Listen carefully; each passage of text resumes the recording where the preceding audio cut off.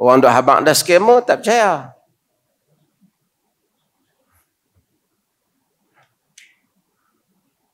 Setahun lebih yang dulu, di kuliah di meja ini, saya bagi tahu, ini kemungkinan scammer. Oh, dia kata ni puak-puak ni memang tak sayang kepada keluarga Nabi.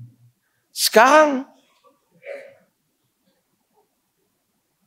baru abang kata scammer. Dia tengok muka ada janggut putih, mata bercelak sikit. Oh, terus jadi keluarga Nabi. Kita pergi kat negeri Arab, bersambah macam tu. Berlambak lah macam tu. Ada kawasan-kawasan di Syria, dia apa? Segak-segak orang dia. Iran pun cantik-cantik, segak-segak.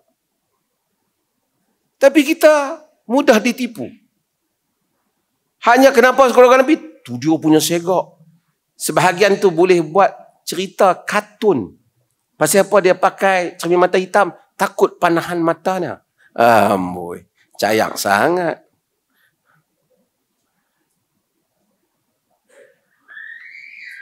Orang bagi tahu. Dengar dulu argument. Dia tak mahu dengar. Orang habaq sikit. Oh, dia fitnah orang kata Wahabi.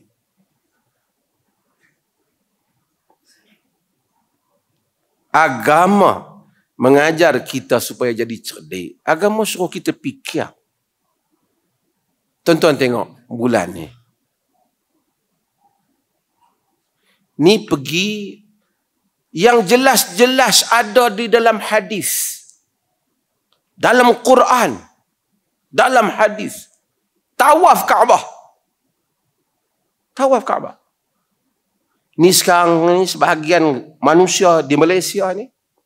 Di Indonesia juga. Tak apa hati. Pergi Mekah tu tak habis lagi. Rasa tak sempurna. Doa tu tak mustajab lagi kalau nak doa tu. Kena pergi ke Yaman pula. Lepas tu pergilah ke tempat yang mereka namakan kubur Nabi Hud. Tuan-tuan, kubur Nabi Hud ni, siapa dia yang kata kubur Nabi Hud? Kerana ada seorang Habib yang pergi mimpi, kata tu kubur Nabi Hud.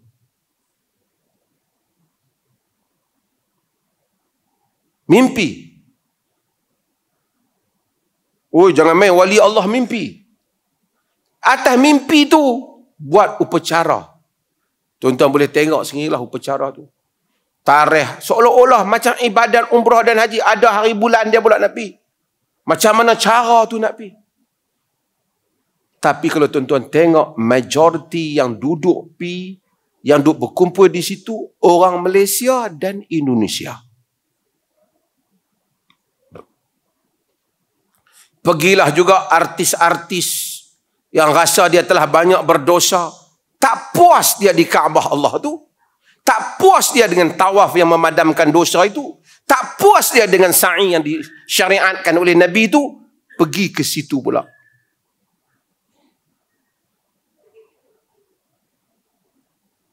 Pergi ke situ. Kalau orang bagi teguran, confirm hang Wahabi. Kenapa orang Malaysia mendapat sambutan sekarang? Tapi mungkin seminggu dua ni, sebulan dua ni akan kurang sikit. Sebab mata wang kita jatuh. Sebab kita berbelanja. Kita murah hati. Orang mari mengaku kata keturunan Nabi, pi percaya. Ambil profesor mana pun tak tahu. Yang dia bab nahwu saraf tu pun hari tu kita duk perbetui terjemahan.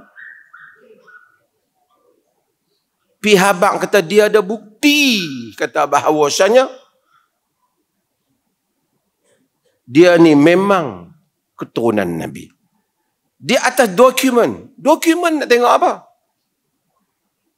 Satu orang main dokumen, yang ni pak saya.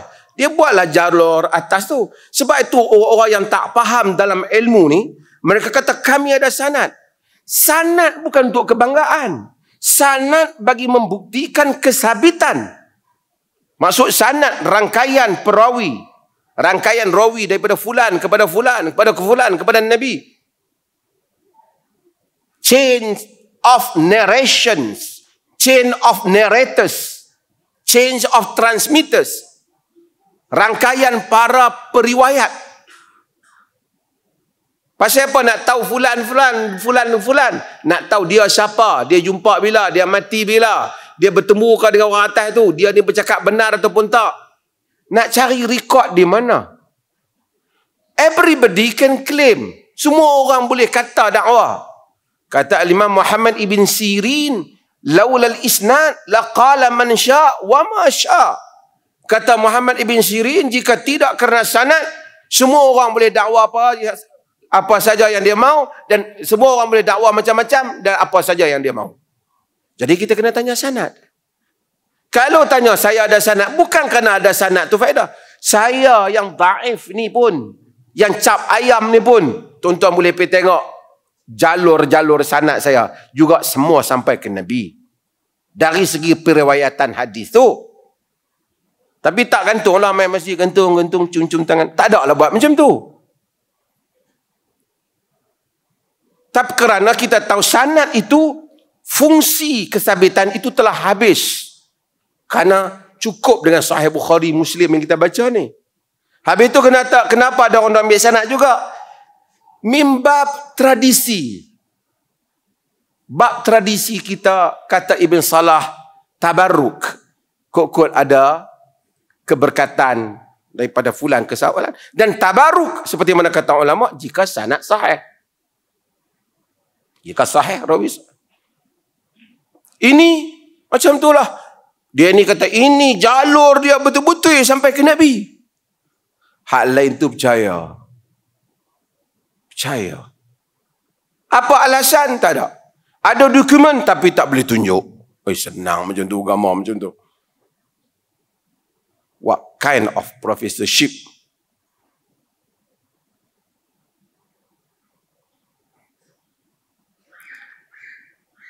Sebab itu, maka tertipulah orang Islam ni. Bukan saya nak berbalah masalah, tertipu orang Islam. Ada tu kata saya dah bagi duit 50,000. Ini kata bagi duit 20,000. Pasal nak pergi umrah dengan anak cucu Nabi. Tiba-tiba duit saya hilang. Macam-macam. Orang manipulate kita. Sedangkan agama menyuruh kita berfikir. Mengelakkan kita diperbodohkan. Tuan-tuan, sepanjang sejarah ni, penipu sebesar mana pun memang ada pengikut. Ayah Pin baca surah terbalik pun ada pengikut. Boleh buat teko. Tuan-tuan tengok teko Ayah Pin. Elok pula tu teko dah. Buat teko ya. Ada pun. Ada yang menyerahkan diri pada dia. Comel-comel pula tu. Kalau kita tengok Ayah Pin tu, tak tahulah nak kata apa. Sahabat pun baca terbalik. Dia bukan tahu baca.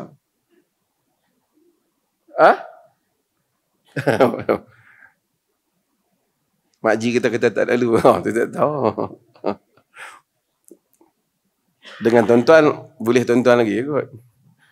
Tak apalah, itu bukan alasan. Ada orang ikut. Baca pun tak kerti. Bukan ikut biasa-biasa. Basuh kaki dia dengan susu. Minum susu tu.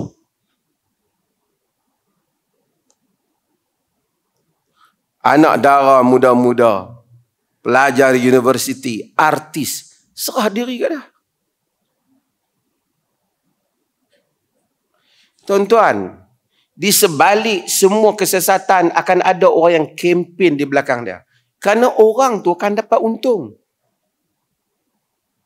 Tuan-tuan pergi kubur-kubur di Pakistan, di Mesir, di India.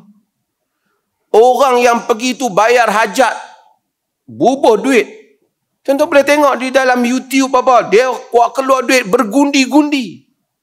Tuan-tuan ingat, yang jaga kubur tu percaya ke? Dia pun tak percaya. Dia percaya duit tu ya. Dulu saya pernah cerita pasal kubur dengan Kaldai. Macam tu lah. Dua orang punya nakal dok ada. Kaldai dia mati, dia bakambui. Pada bakambui kubur kaldai tu, lepas tu orang melalu, dia pada buat menangis pakai serban mau elok. Apa hampa duk menangis ni? Kubur wali gimana? Minta hajat. Lama-lama penuh orang duk mari kubur tu. Padahal kaldai dia apa? Tapi orang duk bagi duit, lama-lama berkelahi dua orang tu. Seorang kata, kau ambil lebih. Seorang kata, mana aku ambil lebih? Kau yang ambil lebih. Berkelahi pasal tujuan mereka buat kubur tu pun nak kutip duit. Berkelahi punya berkelahi. Seorang kata, kalau betul kau tak ambil, jom kita sumpah di kubur wali. Member dia kata, yang lupa kah? Wali apa ni kaldai kita? Sampai dia pun lupa.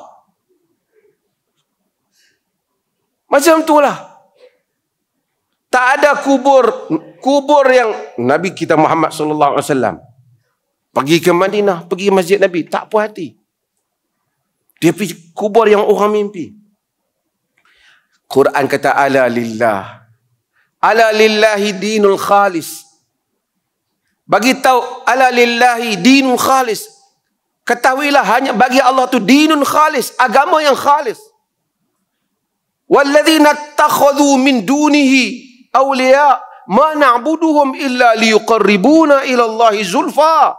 Orang yang mengambil selain daripada Allah sebagai pelindung-pelindung, mereka kata bukan kami sembah. Hampa tak faham Ma na'buduhum, bukan kami sembah, illa liyuqarribuna ila Allahi zulfa.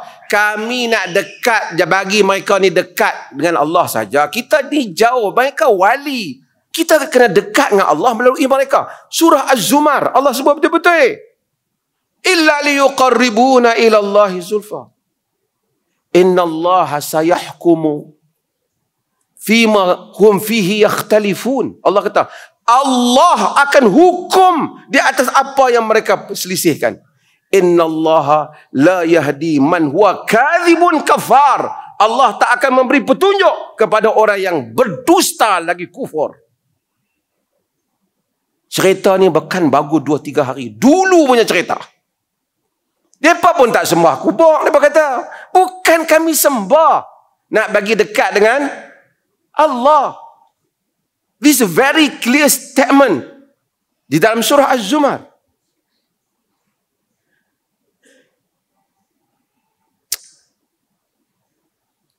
Setiap, tuan-tuan, berhala, ni cerita berhala. Berhala yang manusia sembah tu, tuan-tuan ingat, orang yang buat berhala tu percaya sangat. Dia yang duk paku atas kepala berhala tu. Buat bagusnya panjat atas kepala, buat telinga lah, korek mata lah. Tuan-tuan ingat dia nak percaya. Lepas pada dia naik, dia pijak, dia uli-uli dengan kaki apa semua. Dia nak percaya tu kata Tuhan. Dia pun tak percaya. Tapi pasal apa dia tunggu? Pasal ada pengunjung. Dia pun bukan main saja. Dia pun main bawa barang. Bawa pisang pun boleh makan juga. Sebab tu yang simpan berhala di rumah, pisang dia pisang plastik. Sorry ya, saya tak kata kat sebab-sebab. Fikir sendiri. Buah limau, dia limau plastik. Kalau limau pun dia bagi limau hak masam. Hak dia pun tak makan. Tapi kalau dia pi kat nu, dia letak hak tempat boleh hilang. Dululah cerita dulu-dulu. Budak-budak Melayu kampung dulu nakai. Bila ada tempat-tempat yang macam ni, dia bubuh limau betul hilang. Bukan tokong makan.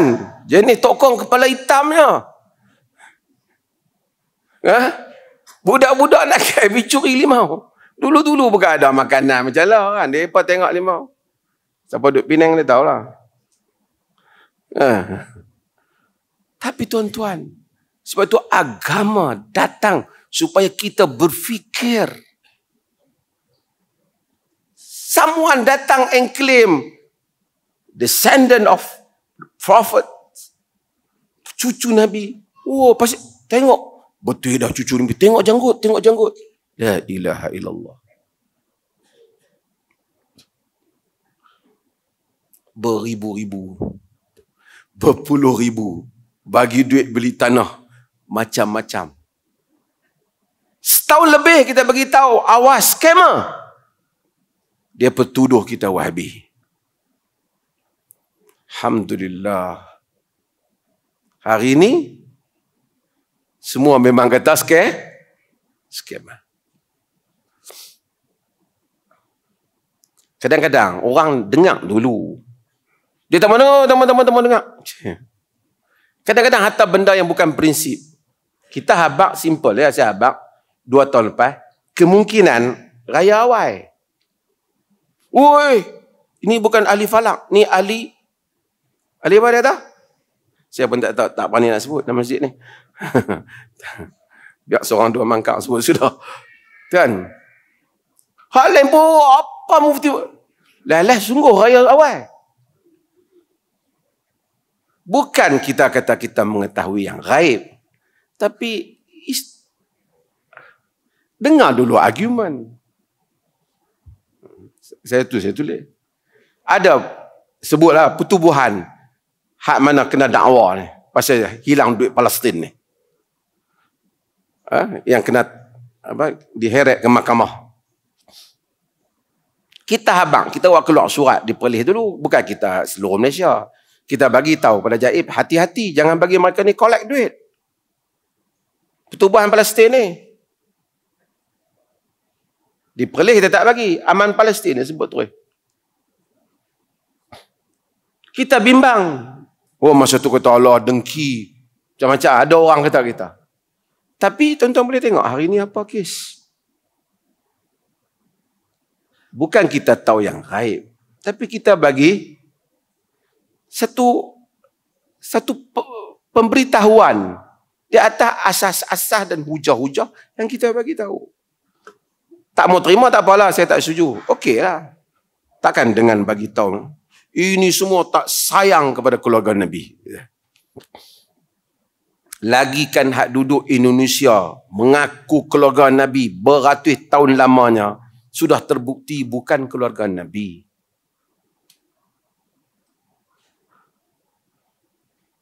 Tuan-tuan boleh tengok di dalam perbahasan yang saya sebut sebelum ni.